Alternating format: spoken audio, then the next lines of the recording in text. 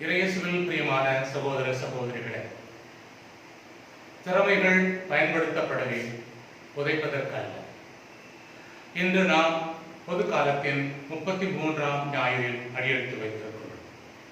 சாதாரண எளிய குடும்பத்தில் வறுமையில் பிறந்த ஒரு சிறுவன் சிறு வயதிலேயே பெற்றோருடைய சுமைகளை குறைப்பதற்காக, இறக்கி வைப்பதற்காக கஷ்டத்திற்கு மத்தியிலும் படித்து வெற்றி பெற்ற ஒரு இளைஞன். கடவுள் தனக்கு கொடுத்த கொடைகள் எல்லாம் சரியாக பயன்படுத்தப்பட வேண்டும், அது பிறருக்கும் பயன்படுத்தப்பட வேண்டும் என்ற எண்ணத்தோடு இரவு பகலாக கஷ்டப்பட்டு உழைத்த ஒரு மனிதன். நாட்டின் முதல் மகனாக, குடிமகனாக உயர்ந்த தலைவன் தான் அப்துல் கலாம் அவர்கள். நான் எளியவன், என்னால் இதை செய்ய முடியாது என்று அவர் எதையுமே தள்ளி வைத்தது கிடையாது. கடவுள் தனக்கு கொடுத்த திறமைகள் எல்லாம் பயன்படுத்தி நாட்டிற்கும் வீட்டிற்கும் பயனுள்ளவனாக மாற வேண்டும் என்ற ஒரு முயற்சியை அவர் தொடர்ந்து செய்ததன் விளைவாக ராக்கெட் மனிதன் என்று மக்களால் அழைக்கப்படக்கூடிய அளவுக்கு சாதித்து காட்டிய ஒரு சாதனையாளன் என்றால் மிகையாகாது. பிரியமான சகோதரனே, சகோதரி, இறைவன் தனக்கு கொடுத்த திறமையை பன்மடங்கு அவர் பெருக்கி காட்டி நன்று நன்று நல்ல ஊழியரே என்று அனைவராலும் பாராட்டப்படக்கூடிய அளவுக்கு அவர் வாழ்க்கையில் உயர்ந்திருந்தார். இது ஒரு நிகழ்வு.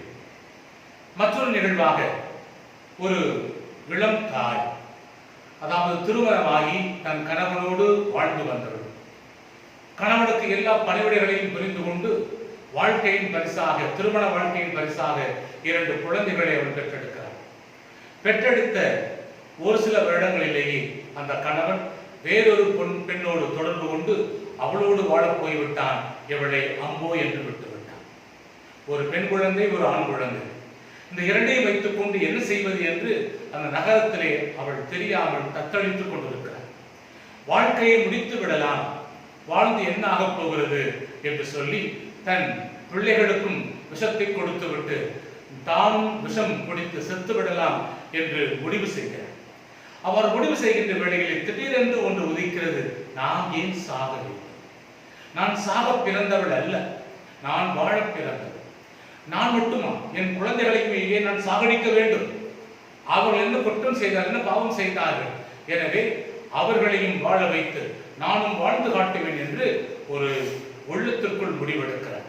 காரணம், அவள் நினைத்தாள், கடவுள் என்னை ஒன்றுமில்லாமல் படைக்கவில்லை, கடவுள் எனக்கு சில திறமைகளை கொடுத்திருப்பார்.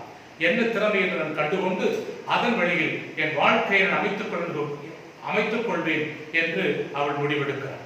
சிந்திக்கின்ற பொழுது அவளுக்கு சமைக்க நன்றாக தெரியும். என்ன செய்கிறாள்?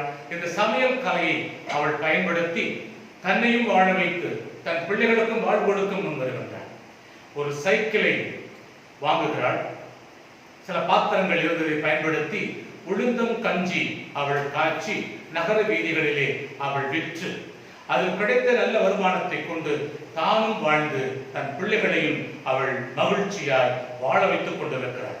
இந்த காணொளி காட்சியானது 3 நாட்களுக்கு முன்னால் நான் பார்த்த ஒன்று.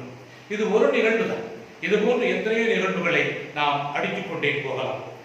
இவரை போன்ற ஒரு பெண் அமைந்தால் போதும், அதுவே சிறந்த ஆசீர்வாதம் என்கிறது இன்றைய முதல் வாசகம். நல்ல நம்பிக்கை கொண்ட பெண்ணால் எப்பேற்பட்ட காரியங்களையும் துணிந்து செய்ய முடியும் என்று அந்த வாசகம் கூறுகிறது. திறமை வாய்ந்த மனையாளை காண்பது மிக மிக அரிது. அவள் விலை உயர்ந்த பவளத்தை விட பெருமதிப்புள்ளவள் என்ற ஒரு செய்தியைத்தான் முதல் வாசகம் நமக்கு சுட்டிக்காட்டுகிறது. எப்பேற்பட்ட காரியமாக இருந்தாலும் ஒரு பெண் மனது வைத்து விட்டால் அதை சாதித்து காட்டி விடுவாள் என்ற ஒரு செய்தியை அது கூறுகிறது. பெண்களை ஒரு காலத்தில் போகப் பொருளாக, பிள்ளை பெற்றெடுக்கும் எந்திரமாக, அடிமையைப் போல நினைத்தார்கள். அவர்களுக்கு உரிமைகள் இல்லை, திறமைகள் இல்லை என்று அவர்களை முடக்கி வைக்க பார்த்தார்கள். ஆனால் இன்று அவர்கள் நுழையாத இடம் இல்லை, எல்லா இடங்களிலும் நுழைந்து விட்டார்கள். சந்திரமண்டலம் போவதிலிருந்து கம்ப்யூட்டர் காலத்தில் கூட அனைத்திலும் அவர்கள் கோலோச்சுவதை நாம் பார்த்துக் கொண்டிருக்கிறோம். ஆக நாங்கள் ஆண்களுக்கு இழைத்தவர்கள் அல்ல என்று சொல்லி எங்களுக்கும் கடவுள் திறமையை கொடுத்திருக்கிறார்.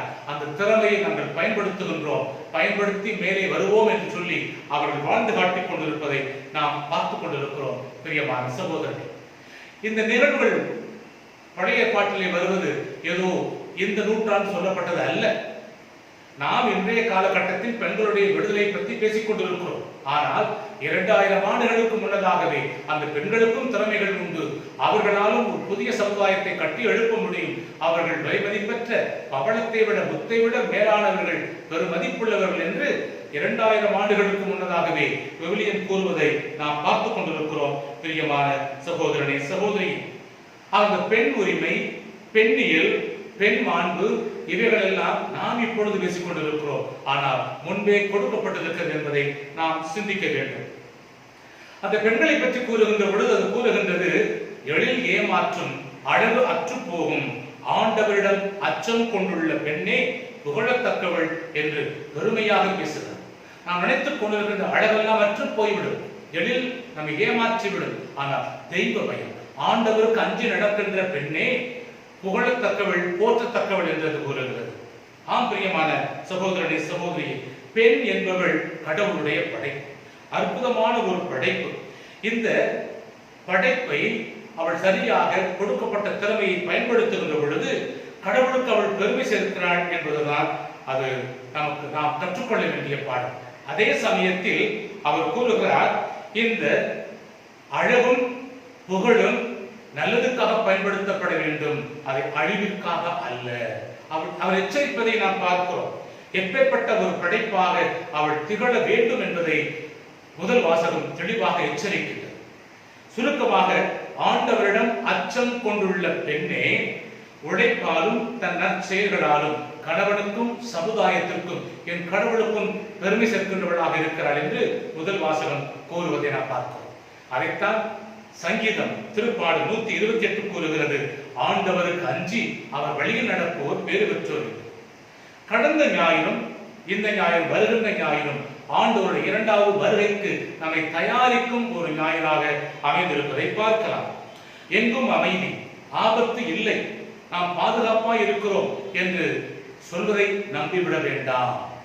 காரணம், கருவுற்றவளுக்கு எப்போது வேதனை வலி வரும் என்று அவளுக்கே தெரியாமல் வருவது போல மனிதனுடைய வாழ்க்கையில் ஆபத்தும் தீங்கும் வரும். எனவே நீங்கள் விழிப்பாயிருங்கள், ஆயத்தமாயிருங்கள், கவனமாயிருங்கள், எச்சரிக்கையாயிருங்கள் என்றுதான் அது கூறுகிறது. மேலும் ஒரு உருவகத்தை ஆண்டவர் இங்கே கூறுகிறார், நீங்கள் இருளின் பிள்ளைகள் அல்ல ஒளியின் பிள்ளைகள். நீங்கள் இருளின் பிள்ளைகள் அல்ல ஒளியின் பிள்ளைகள். எனவே நீங்கள் விழிப்போடும் எச்சரிக்கையோடும் அறிவு தெளிவோடும் இருக்க வேண்டும் என்று நாம் இந்த வாசகங்கள் மூலமாக நாம் தெரிந்து கொள்ள கடமைப்பட்டிருக்கிறோம். நேற்று தான் நாம் தீபாவளி விழாவை கொண்டாடி கொண்டிருந்தோம். நம்முடைய சகோதர சகோதரிகள் அந்த விழாவை கொண்டாடி கொண்டிருக்கின்றார்கள். தீபாவளி திருவிழா என்பது என்ன? இருளை அகற்றி ஒளி ஏற்றுகின்ற ஒரு திருவிழா. தீமைகள் அழிக்கப்பட்டு நன்மைகள் வெற்றி பெறுகின்ற விழா. நாம் கிறிஸ்தவர்களாகிய நாமும் அவர்களோடு இணைந்து இயேசு கிறிஸ்து உலகின் ஒளியாக இருக்கிறார், பாவ இருளை அகற்ற வந்த ஆதவனாக அவர் இருக்கிறார் என்ற உண்மையின் அடிப்படையில் நாமும் கூட அந்த தீப ஒளி திருவிழாவை கொண்டாடி கொண்டிருக்கின்றோம் என்பதுதான் உண்மையும் கூட. தெசலோனிக்க மக்கள் இயேசுவை ஏற்றுக்கொண்ட ஒரு காலகட்டத்திலே இயேசுவை விரைவில் சந்திப்போம் என்ற ஒரு நம்பிக்கையில் அவர்கள் இருந்தார்கள்.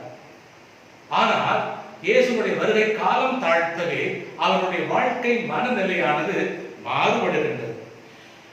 இயேசுடைய 2வது வருகையை பற்றி தவறான போதனைகள் அவர்களுக்கு கொடுக்கப்பட்டது. இதை கேள்விப்படுகின்ற பவுலடியார் அவர்களை எச்சரிக்கிறார், நீங்கள் காலத்தையும் நேரத்தையும் பற்றி கண்டுகொள்வதை விட ஆண்டவர் வரும்பொழுது வரட்டும், அவர் எப்பொழுது வந்தாலும் நாம் அவரை வரவேற்க விழிப்போடும் தயாரிப்போடும் இருக்க வேண்டும், நீங்கள் சோம்பி திரியக்கூடாது என்ற ஒரு எச்சரிக்கை மணியை பவுலடியார் தெசலோனிக்க மக்களுக்கு கொடுப்பதை நாம் பார்க்கிறோம். அதாவது கடவுள் உங்களுக்கு கொடுத்திருக்கின்ற திறமைகளை அவர் வரும் வரையிலும் நீங்கள் பயன்படுத்த வேண்டும். அவர் வருவார், நம்மை அழைத்துக் கொண்டு விடுவார், நாம் உழைக்க வேண்டிய தேவையில்லை என்று சோம்பி இருப்பது கடவுளுக்கு பிடிக்காத ஒன்று என்ற எச்சரிக்கை மணியை அவர் அளிப்பதை நாம் பார்க்கிறோம். நற்செய்தி வாசகத்தில் நாம் பார்க்கிறோம், இறைவனின் விண்ணேற்பு மற்றும் இரண்டாவது வருகையை பற்றி அது எடுத்து காட்டுகிறது. ஆண்டவருடைய விண்ணேற்பையும் அவருடைய இரண்டாவது வருகையையும் சுட்டி காட்டுகின்ற அது உருவகமாக இது அமைவதை நாம் பார்க்கிறோம். இந்த நற்செய்தி கொடுக்கின்ற செய்தி என்ன? இந்த உலகத்தில் படைக்கப்பட்ட ஒவ்வொருவருமே ஏதாவது ஒரு திறமையால் நிரப்பப்பட்டிருக்கிறார். கடவுள் யாரையும் வெறும் கையால் இந்த உலகிற்கு அனுப்பியது கிடையாது. ஏதாவது ஒரு திறமை எல்லோருக்கும் கொடுக்கப்பட்டது கிடையாது. ஒவ்வொருவருக்கும் ஒரு திறமையை கடவுள் கொடுத்திருக்கிறார். நாம் பலதரப்பட்ட மக்களை பார்க்கிறோம். பல்வேறு திறமைகளோடு அவர்களை நாம் பார்க்கிறோம். ஒருவர் பொறியாளராக இருக்கிறார், ஒருவர் மருத்துவராக இருக்கிறார், ஒருவர் கட்டட கலைஞராக இருக்கிறார், ஒருவர் சமையல் கலைஞராக இருக்கிறார், ஒருவர் இசை அறிவில் வல்லவராக இருக்கிறார். இப்படியாக பல திறமைகள் பல பேரிடம் புதைந்து கிடப்பதை நாம் பார்க்கிறோம். ஒவ்வொருவரும் தனக்கு கொடுக்கப்பட்ட திறமைகளை பயன்படுத்தி வாழ்க்கையில் எவ்வளவோ முன்னுக்கு வந்து கொண்டிருப்பதை பார்த்துக் கொண்டிருக்கிறோம். ஒருவர் தனக்கு கொடுக்கப்பட்ட திறமைகளை சரியாக பயன்படுத்துகின்ற பொழுது அவருடைய வாழ்க்கை வளம் பெறுகிறது. யார் ஒருவர் தனக்கு கொடுக்கப்பட்ட திறமைகளை சரியாக பயன்படுத்தாமல் சோம்பி திரிய நினைக்கின்றார்களோ அவர்கள் வாழ்க்கை அழிந்து போவதையும் அல்லது அவர்கள் வாழ்க்கை மங்கி போவதையும் நாம் பார்த்து கொண்டிருக்கிறோம். அதைத்தான் நற்செய்தி ஆசிரியர் மிக தெளிவாக அங்கே கூறுகிறார். கடவுள் கொடுக்கின்ற கொடையானது பணமாக இருக்கலாம், நேரமாக இருக்கலாம், திறமையாக இருக்கலாம், சந்தர்ப்பமாக இருக்கலாம். இவைகளை நாம் சரியாக பிடித்துக் கொண்டு அதை நமக்கு சாதகமாக பயன்படுத்திக் கொள்ள வேண்டும். அதை சரியாக பயன்படுத்தினால் மாத்திரமே நாம் வாழ்க்கை வாழ்வதற்கு அர்த்தம் உண்டு, பொருள் உண்டு என்ற ஒரு செய்தி அவர் கொடுப்பதை நாம் பார்க்கிறோம். பிரியமான சகோதரனை சகோதரி, இந்த உவமை ஒரு உருவமாக இயேசு கூறுகின்றார். இது எதனை குறிக்கிறது என்று பார்ப்போம் என்று சொன்னால், முதலாவதாக நெடும் பயணம் மேற்கொள்ள இருக்கின்றவர் இயேசு. இந்த நெடும் பயணம் என்பது இயேசுடைய உயிர்ப்பு மற்றும் அவருடைய விண்ணேற்பை அது குறிக்கிறது. இந்த பணியாளர்கள் என்பது இயேசுடைய காலத்தில் அவருடைய சீடர்களாக இருக்கலாம், நம்முடைய காலத்தில் கிறிஸ்துவை பின்பற்றுகின்ற அந்த கிறிஸ்தவர்களாக இருக்கலாம். தாளந்து என்பது கடவுள் கொடுத்திருக்கின்ற பல்வேறு திறமைகள். ஒவ்வொரு மனிதனுக்கும் கொடுத்திருக்கிறாரே அந்த திறமைகள் தான் தாளந்து என்ற அர்த்தத்தில் நாம் எடுத்துக் கொள்ளலாம். திரும்பி வருதல் என்பது இயேசுவுடைய இரண்டாவது வருகை. அதற்காகத்தான் நாம் தயாரித்துக் கொண்டிருக்கிறோம். திரும்பி வருதல் என்பது இயேசுவுடைய இரண்டாவது வருகை. எப்போது எப்படி என்று தெரியாது, ஆனால் நாம் விழிப்போடும் எதிர்பார்ப்போடும் கவனமாக கற்றுக் கொண்டிருக்க வேண்டும். கணக்கு கேட்பது என்பது நடுத்தீர்வை நாள். நடுத்தீர்வை நாளில் என்ன நடக்கும் என்பதைத்தான் இன்றைய உருவகமாக இன்றைய நற்செய்தியிலே ஆண்டவர் கூறுவதை பார்க்கிறோம்.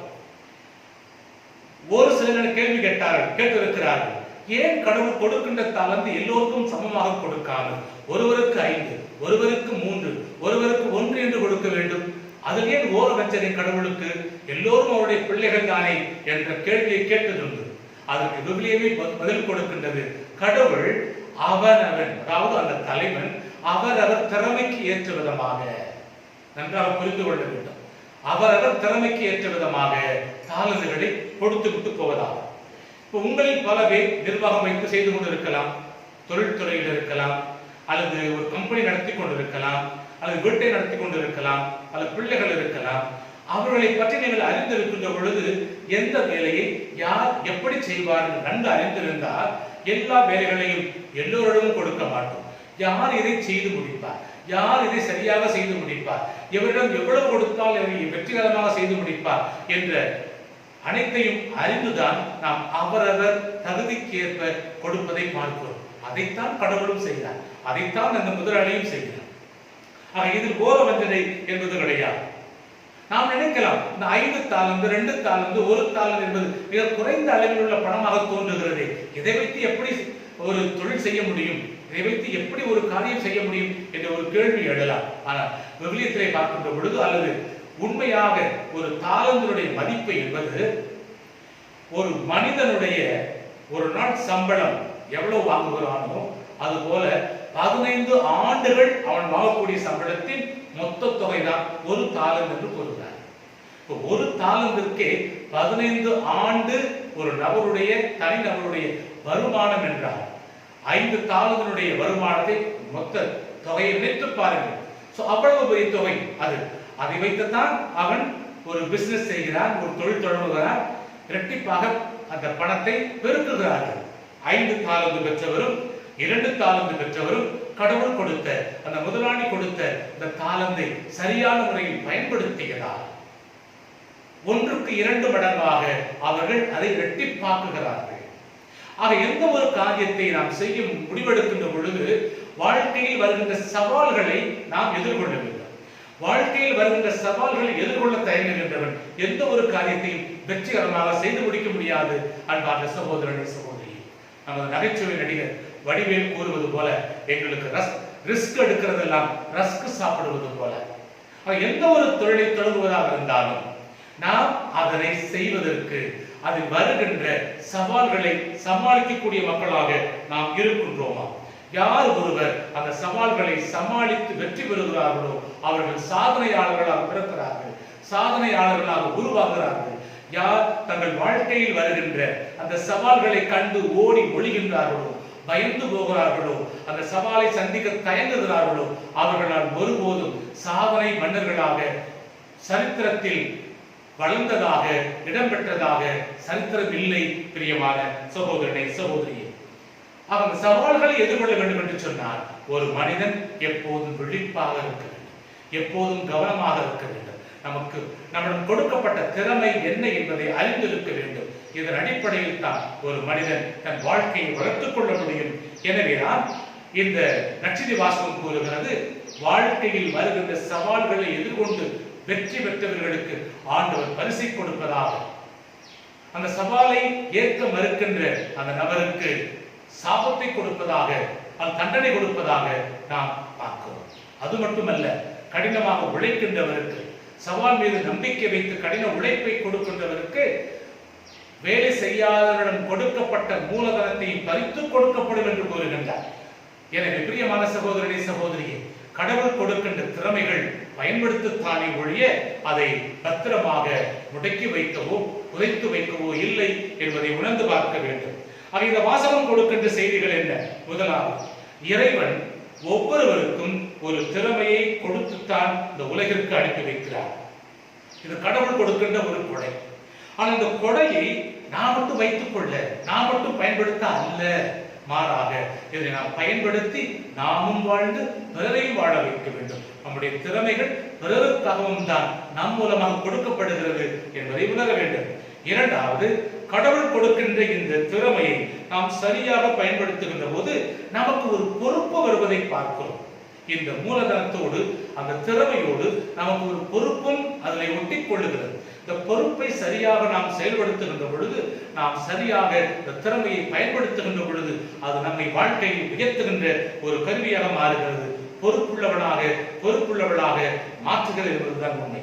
மூன்றாவதாக, கடவுள் திறமையை கொடுத்தும் அதை பயன்படுத்தாமல் சோம்பேறித்தனமாக கொடுத்த திறமையை மூடி வைக்க நினைத்தால், அவன் அந்த திறமையை வீணடித்தால், இறைவன் அந்த திறமையை பறித்து, அந்த மூலதனத்தை பறித்து இருப்பவனிடம் கொடுத்து விடுவார். ஆக கொடுக்கப்பட்ட திறமையை பயன்படுத்தாவிட்டால் நம்முடைய விருப்பவற்றையும் இழக்க வேண்டிய சூழ்நிலை வரும் என்பதை உணர்ந்து பார்க்க வேண்டும். நான்காவதாக, வாழ்க்கையில் சவால்களை எதிர்கொள்ள தயங்குகிறவனால் எதனையும் செய்ய முடியாது. சவால்களை எதிர்கொள்ள முடியும் முன் வருகின்றவனை சாதிக்கக்கூடியவனாக இருப்பான் என்ற ஒரு அற்புதமான படிப்பினையை இந்த வாசகங்கள் நமக்கு சுட்டி காட்டுவதை நாம் பார்க்கலாம். ஐந்தாவதாக, நாம் இருளின் பிள்ளைகள் அல்ல, ஒளியின் பிள்ளைகள். எவ்வாறு இறைவன் ஒளியாக இருந்து வழி நடத்துகின்றாரோ அதே போல நாமும் ஒளியின் வழியில் நடக்கின்ற பொழுது அங்கே பாவம் இருக்காது, அநியாயம் இருக்காது, அன்பும் அமைதியும் நீதியும் நேர்மையும் தழைக்கும். அப்பேற்பட்ட ஒளியின் மக்களாக நாம் வாழ வேண்டும், விழிப்போடு வாழ்கின்ற மக்களாக மாற வேண்டும் என்று வாசகம் நமக்கு அழைப்பு கொடுக்கிறது. எனவே இந்த வாசகம் கொடுக்கின்ற சிந்தனை என்னவென்றால், கொடுத்திருக்கின்ற திறமைகள் பயன்படுத்தவே, புதைக்க அல்ல. இறைவன் நம்மிடம் கொடுக்கப்பட்ட திறமையை கொடுத்த பொழுது ஒரு பொறுப்பை கொடுத்து அனுப்பியிருக்கின்றார். ஒரு கிறிஸ்தவனாக, மனித மாண்பை உயர்த்துகின்றவளாக இந்த உலகத்தில் வாழ்ந்து நமக்கும் சமுதாயத்திற்கும் கடவுளுக்கும் பெருமை சேர்க்கக்கூடிய ஒரு சிறந்த கருவிகளாக வாழ நாம் முயற்சி எடுப்போம். திறமையை பயன்படுத்துவோம், கடவுளுக்கு பெருமை சேர்ப்போம். குறிப்பாக இந்த காலகட்டத்தில் கூட நம்முடைய சேவைகள் எவ்வளவு தேவைப்பட்டுக் கொண்டிருக்கிறது. உலகிற்கு ஒளியாக வாழ முயற்சி எடுப்போம். அவ்வாறு வாழுகின்ற பொழுது நாமும் வாழ்ந்து பிறரையும் வாழ வைப்போம். அதற்கு தேவையான வரத்தை இறைவன் தர இந்த வாரம் முழுவதுமாக ஒருவர் பிறருக்காக ஜெபிப்போம். திறமைகளை பயன்படுத்துவோம். ஆமென். தந்தை, மகன், தூய ஆவியாரின் பெயராலே ஆமென்.